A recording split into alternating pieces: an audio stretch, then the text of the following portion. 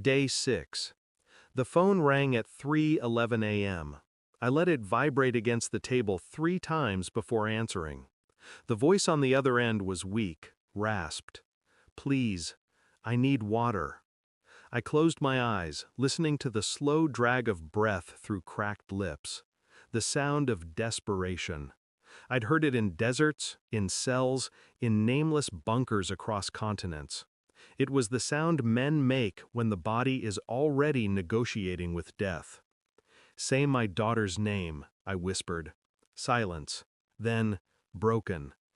I, I didn't touch her, I swear." My hand tightened on the phone until the plastic creaked. 6 nights earlier, I'd found her shoe. FBI reports said rescued, but the photographs told the truth. Her eyes hollow, wrists bruised, hair matted with blood. A senator's son ran the ring. A senator who called me personally and said, "Forget you had a daughter." I hung up then, and I became the thing they all once feared me for. By dawn, 12 guards lay scattered in crimson silence. My daughter's captor woke in darkness, chained in steel, a gallon of water beside him. I left him with one object, my number. Now he called, and I answered. For 20 years I operated black sites the world pretended didn't exist. Men screamed there until silence became their language.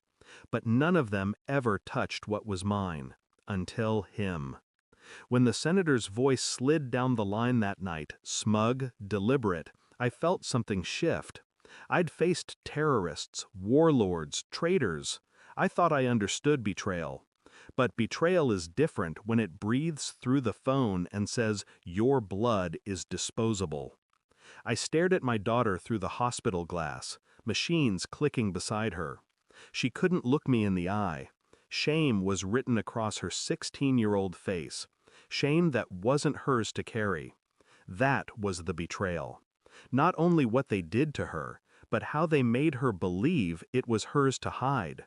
And her captor, the senator's son, smiled in the booking photos, confident, protected, his father's shield over him. I knew then, law wouldn't hold him, but silence would. I planned quietly, methodically. Surveillance grids built in my mind. I studied patterns of movement, vehicle rotations, guard routes. They weren't professionals. They were spoiled sons of politics, playing security with guns they'd never earned. I moved like I had in Cairo, in Kabul, in shadows where even light feared to linger. One by one, the guards fell. Not loud, not messy, a whisper of steel, a bullet at close range. Some saw my face before the end. Most didn't. The sun woke in a shipping container, air thick, rust pressing against his lungs. The gallon of water gleamed under the dim light. 1 gallon. Survival reduced to mathematics. I gave him nothing else. No threats, no speeches. Just the number. Because waiting is an interrogation too. Day 3, he didn't call. Day 4, he screamed into the void. Day 5, he sobbed like a child. And on day 6, he broke. I can't breathe in here, please. I'll say anything you want." "Say her name," I repeated. He did. Whispered, shaking, like the word itself was poison. I pressed the phone to my ear, listening, studying. The pauses told me more than the words. He wasn't just scared, he was unraveling. "Your father can't hear you," I said. "Not here, not now. You're not untouchable." The line went quiet, then a sob. The sound of certainty dissolving. That was the truth. Not the paperwork, not the politics. The truth was in the fracture of his voice. I didn't go back for him. I didn't need to. Instead, I sent his father the recording.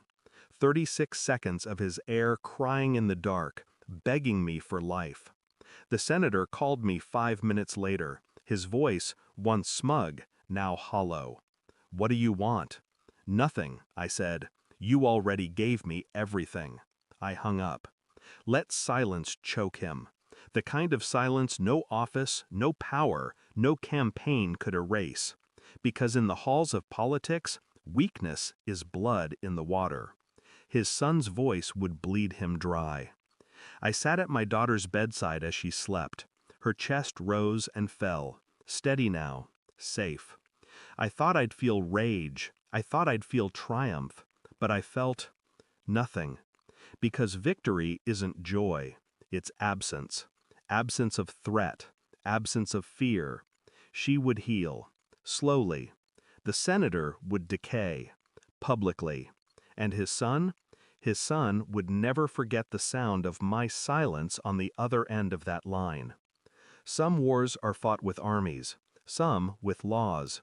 Mine ended with a phone ringing in the dark. And when I answered, it wasn't mercy I gave him, it was truth, sharpened into silence. Thanks for watching. Don't forget to like, share, and comment. Subscribe now to Cheating Stories Insight World for more amazing stories.